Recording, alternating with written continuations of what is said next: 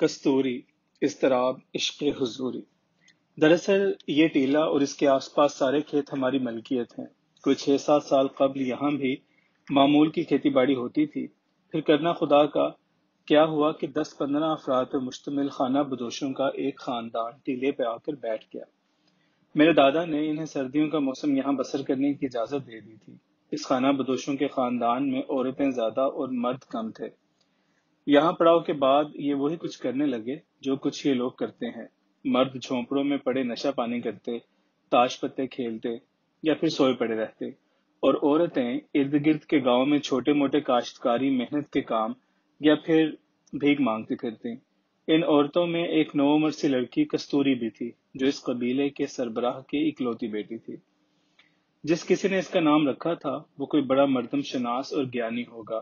وہ بالکل اپنے نام کی طرح تھی، سچ مچ کستوری کی ایک پھٹکی سی، شمشاد قامت، بوٹی کے نشے جیسی، فضا میں جھونکے سے مارتی ہوئی جوانی، وحشی ہرنوں سے نینوں میں ایسی چمک جیسے کسی نے سچے موتی کوٹ کر بھر دیے ہوں، ناک جیسے کٹار کی دھار، ابرو ہلالی خنجر، لامبے لامبے ٹخنوں کو چومتے ہوئے چمکیلے شاہ کالے بال، موتیے کی کلیوں کو شرمندہ کرتے ہوئے سفید داغ، سراپا ایسا دلکش اور من موہنا کہ جیسے کسی نیم دیوانے صنم تراش نے کسی لہک میں آ کر چندن کاٹ سے اپنے تصوراتی محبوبہ کو تخلیق کیا ہو۔ اس گہری سندلی ملیح رنگت میں ایک ایسا جادو تھا کہ جو کوئی ایک بار دیکھ لیتا وہ دنیا بھر کے کھلے صاف اور گورے رنگ والوں پہ 3 حرف بھیج کر اسی شیام گوپالی رنگت کی مالا جپنے لگتا۔ اس فتنہ کی طبیعت تباہ میں ایک پراسرار سا رکھ رکھاؤ اور ایک پروقار سی تمکنت تھی۔ رفتار اور حرکات میں ایک قدرتی لہریہ اور نرت جو متھرا کی مثالی نرتکیوں میں ہوتا ہے، اور میں ہاتھ جوڑ کر سامنے آ گیا، سر جھکاتے ہوئے کہا، یا سلیمان، میری توبہ، میری خطا معاف جو میں ٹیلے کی بابت پوچھ کر گستاخی کر بیٹھا۔ گستاخی پہ محمول نہ ہو تو میں یاد دلا دوں کہ میں نے ٹیلے کے بارے میں کچھ جاننا چاہا تھا، اور آپ نے شاید میری بات کو غلط سمجھتے ہوئے مجھے داستان الف لیلہ کا کوئی باب سنانا شروع کر دیا ہے۔ میں نے اسے تحسین آفرین نظروں سے جانچتے ہوئے بڑھاوا دیا، ماشاء اللہ، الفاظ کے طوطے مینا خوب اڑا لیتے ہو، تم بڑے کامیاب داستان گو ثابت ہو سکتے ہو، تمہارے لیے دعا گو ہوں۔ میں نے اس کی پیٹھ ٹھوکتے ہوئے مزید کہا، یار، چند لمحوں کے لیے تو میں واقعی کہیں گم ہو گیا تھا۔ اس فرخندہ جمال، ناہید خصائل اور حور شمائل کو تم نے الفاظ سے جو پینٹ کیا ہے، اور تمہاری جادو بیانی سے جو میں نے اثر لیا ہے، اس کا فی الفور تقاضا یہ ہے کہ تم بکری بکری اور ملنگ وغیرہ کے قضیے کو مؤخر سمجھو اور جلدی سے مجھے یہ بتاؤ کہ محترمہ کستوری صاحبہ کہاں ہیں اور اس وقت ان سے کس طرح ملاقات ہو سکتی ہے۔ یقین مانو، میں اس وقت اپنے جسم و جان اور اپنے اطراف میں کچی کستوری کی بھینی بھینی بارش محسوس کر رہا ہوں۔ اب شاید سرفراز کی باری تھی۔ بولا، یار خان، خدا کے لیے یہ رنگ بازیاں چھوڑو اور جو مقصد دے کر ہم سب ادھر آئے ہیں اس کی طرف دھیان دو۔ بھائی، میرا دھیان تو اسی طرف تھا۔ میں نے صرف اس سے اس ٹیلے کے بابت کچھ جاننا چاہا، مگر اس خوگرے حسن و جمال نے مجھے کو خواب پہ چڑھا دیا۔ ویسے آپس کی بات ہے، یہ میڈم کستوری اب کہاں چلی گئی ہیں؟ وہ میرا ہاتھ پکڑ کر ٹیلے کی عمودی جانب کھینچتا ہوا لے گیا، مٹی کے ایک ڈھیر کے پاس لے جا کر کہنے لگا، یہ میڈم کستوری اور مسٹر کستورا یعنی میرے چچا زاد اور سلیمان کے سگے بھائی محبوب عالم کی جائے پناہ ہے۔ اب آپ سمجھ گئے ہوں گے کہ میڈم کستوری سے کہاں ملا جا سکتا ہے۔ میرے کانوں میں جیسے کسی نے سویٹر بننے والی ملائم سی سوئیاں گھسا دی اور سر پہ پورا ڈبہ کافور کا الٹ دیا ہو۔ مذاق اور شگفتگی کے موڈ میں چلتی ہوئی بات کس قدر سنجیدہ اور رنجیدہ ہو گئی تھی۔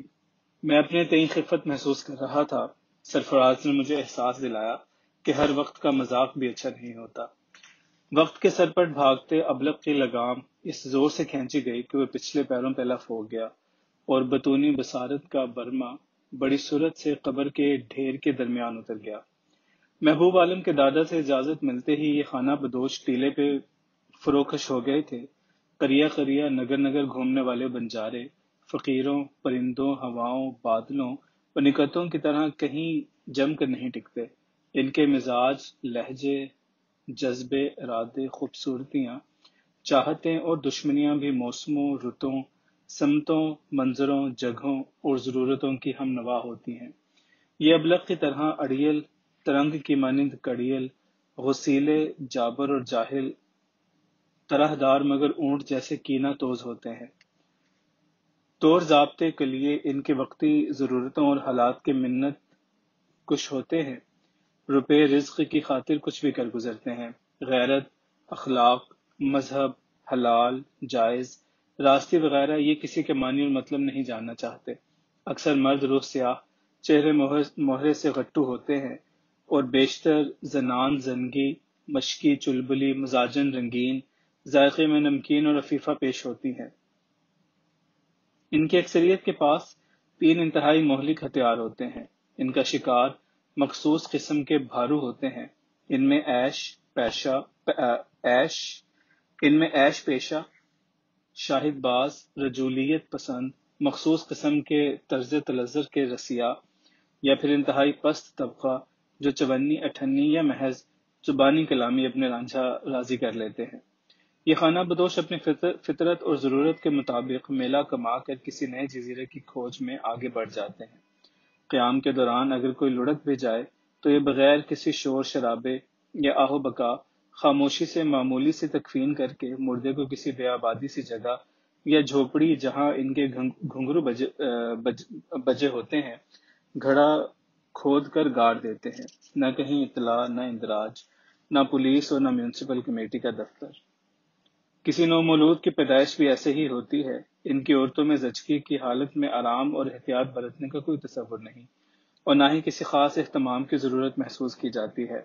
آخری دنوں کا حمل اٹھائے ہوئے بھی محنت و مشقت یا بھیک مانگتی ہوئی دکھائی دیتی ہیں۔ مستانہ آنکھوں میں دنبل سرما، ہونٹوں پہ مستی کا لاکھا، پھمنوں والا رنگین پراندہ، ناک میں دونوں اطراف سونے یا چاندی کے بلاق، بڑے ناز و ادا سے ہتھیلی پہ پھیلائے اٹھلا کر آپ سے بھیک مانگتی ہیں۔ ان کے مانگنے کا انداز ایسا ہوتا ہے جیسے وہ دان مانگ کر آپ پہ دیا کر رہی ہیں۔ اکثر 2 4 اکٹھی ہوتی ہیں تاکہ کوئی ہاتھ پکڑ ہاتھ نہ ڈال دے۔ کستوری دوسری عورتوں، لڑکیوں، بالیوں کی طرح بھیک مانگنا یا عشوے نخرے دکھا کر لوٹ مار کرنا پسند نہیں کرتی تھی۔ اس کے باوجود وہ باپ کے کہنے یا سنگت کی دوسری لڑکیوں کے اصرار پہ کبھی کبھار قرب و جوار میں نکل جاتی۔ سنگت والیاں تو گانا بجانا بھی کر لیتی تھیں، مگر یہ جگہ جگہ گڑوی بجا کر ماہی ٹپے سنانا بھی پسند نہ کرتی تھی۔ ہم جولیاں دن ڈھلے جب ڈیرے پہ لوٹتیں تو ان کے پلو، چادریں، اجناس اور اسی قبیل کی دوسری کھانے پینے برتنے کی اشیاء سے بھاری ہوتی۔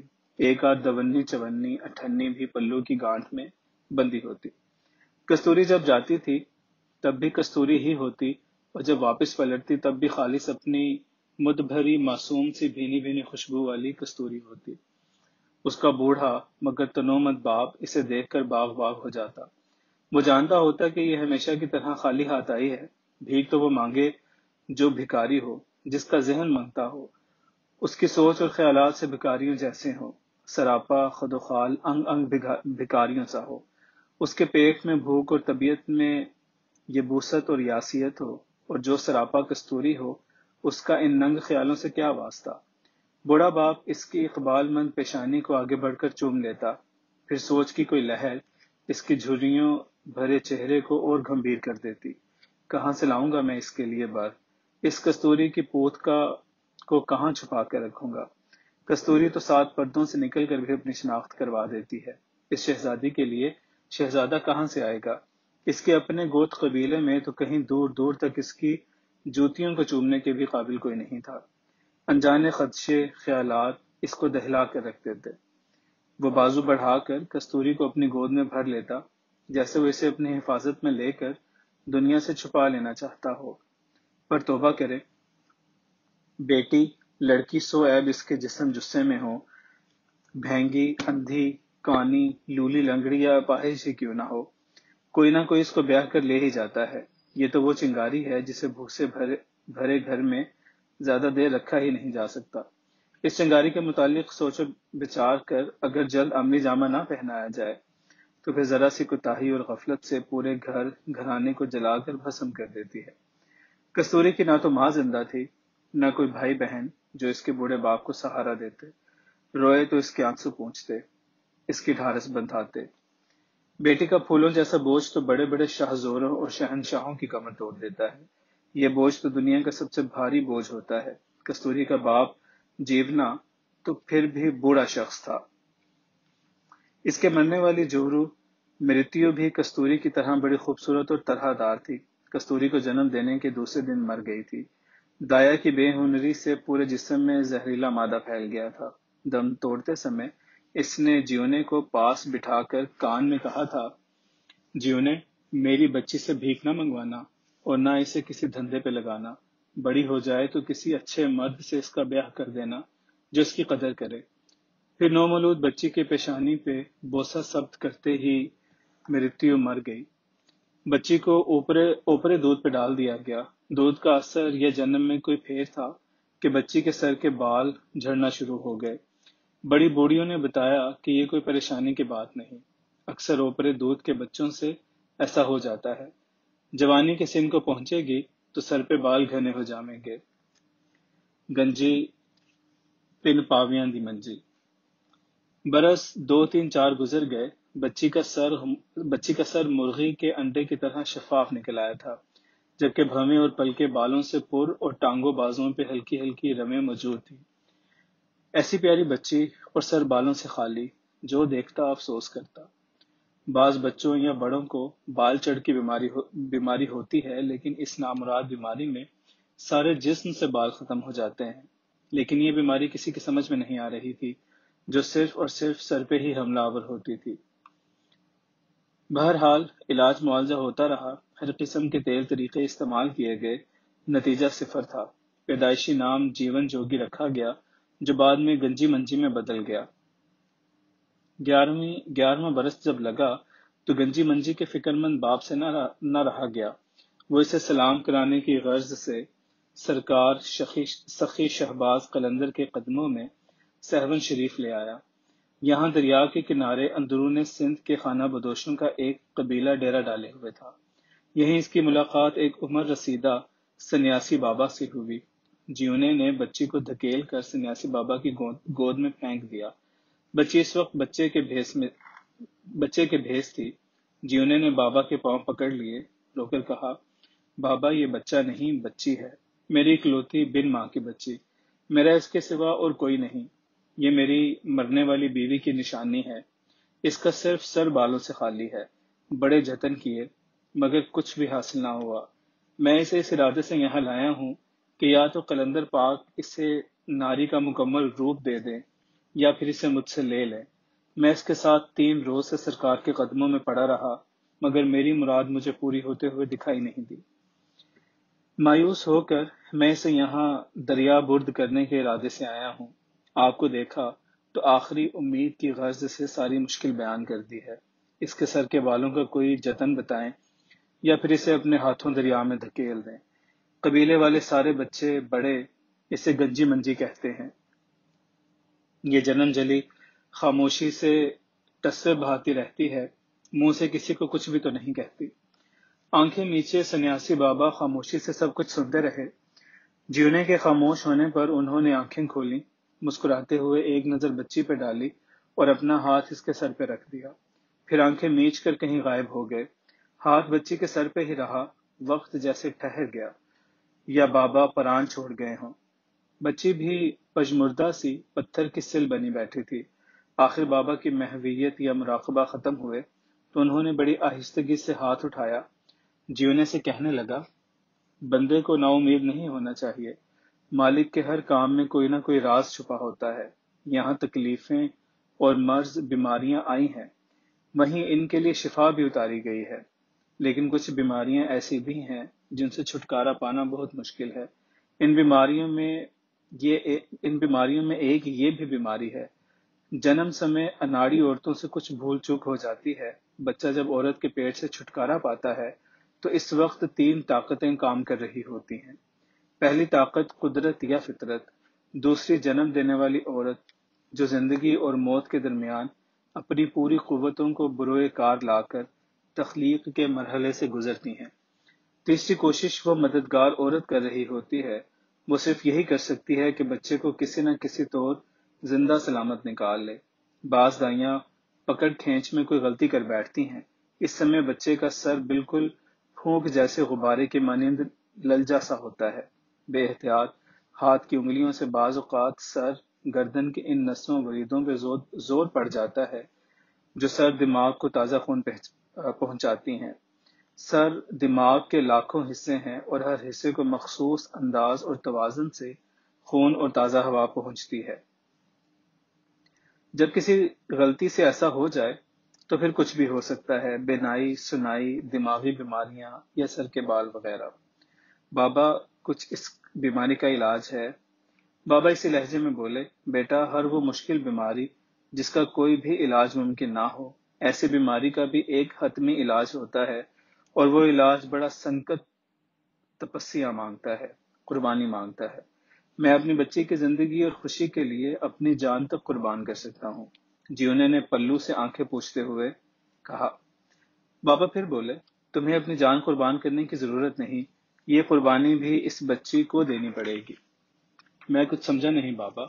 میں سمجھاتا ہوں، دیکھو یا تو اس کو یوں ہی رہنے دو، سر کے بالوں کے علاوہ یہ مکمل عورت ہے، یہ شادی بھی کر سکے گی، گھر ہوگا، بال بچے داری ہوگی، نہ ہوں گے تو صرف سر کے بال نہ ہوں گے۔ جیونے نے بڑے بجھے ہوئے لہجے میں کہا، بابا جس ناری کے سر کے بال نہ ہوں اس سے کون مورت بیاہ کرے گا؟ عورت اپنے اعضاء اور سر کے بالوں سے ہی تو عورت ہوتی ہے۔ پھر دنیا ایسی ٹنڈ منڈ عورت کو کہاں جینے دیتی ہے؟ اور ایسی عورت بھی تمام زندگی احساس کمتری کا شکار ہو کر اذیت میں مبتلا رہتی ہے۔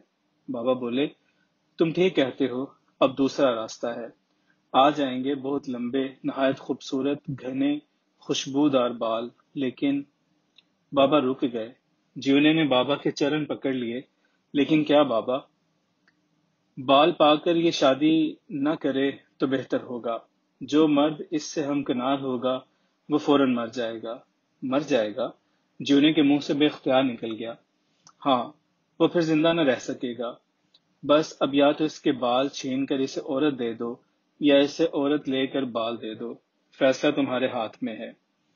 بابا کوئی بھی اپنی بیٹی سے اس کی عورت چھیننے کی جرت نہیں کر سکتا۔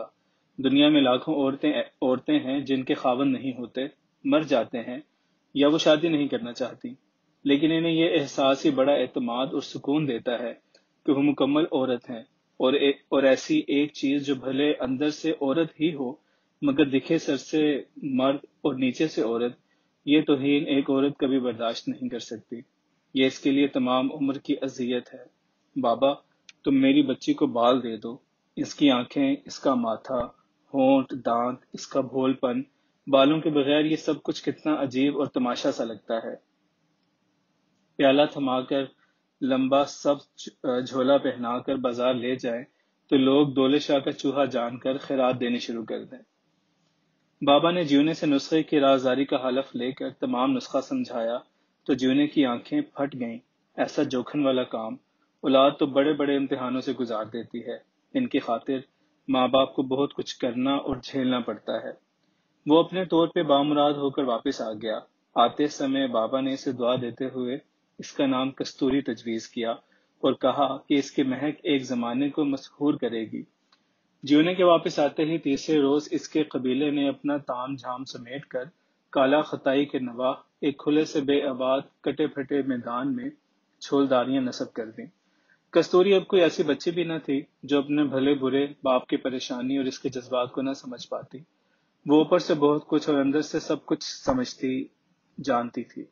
وہاں سہون شریف میں بھی اس نے سنیاسی بابا اور اپنے بابا کے درمیان ہونے والی ساری گفتگو سنی ہوئی تھی۔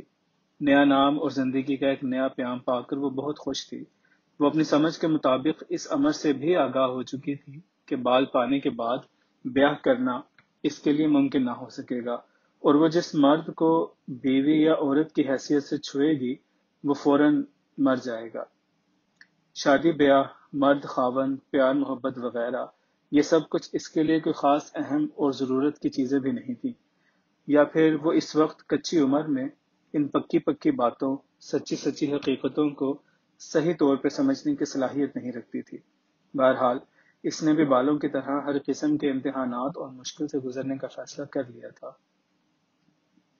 بہرحال اس نے بھی بالوں کی خاطر ہر قسم کے امتحان اور مشکل سے گزرنے کا فیصلہ کر لیا تھا، جبکہ اس کو نسخے کی ہولناکی کا بھی علم تھا۔ آنے والے چند دن جیونے نے بڑے مصروف گزارے۔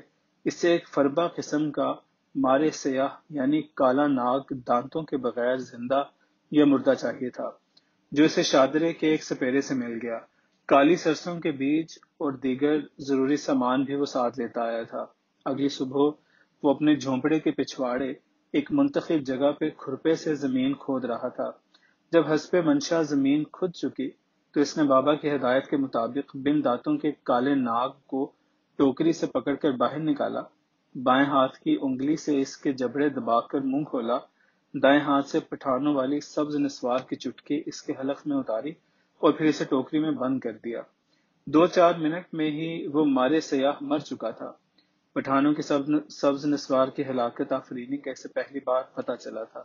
جو نسوار انسان کے ازلی خوفناک دشمن کو 2-4 منٹوں میں ہی موت کی گھاٹ اتار سکتی ہے، وہ انسان کے لیے کتنی سود مند ہے، کوئی کیا کہے۔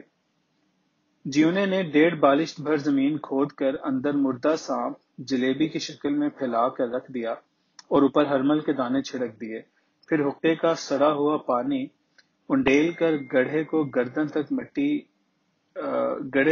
تک مٹی سے بھر دیا، اوپر کالی سرسوں کے بیج بکھیرے، اب مزید حقے کے پانی سے سنچائی کر دی، اوپر بڑا ٹوکرا رکھتے ہوئے کستوری کو تاکید کی کہ دیکھ رہی یہ تیرے بالوں کے لیے تریاق بنے گا، اب تو ہر وقت اس پہ نظر رکھیو، کوئی بھی یہ رکھا ہوا ٹوکرا نہ اٹھائے، نہ کوئی جناور ادھر آئے۔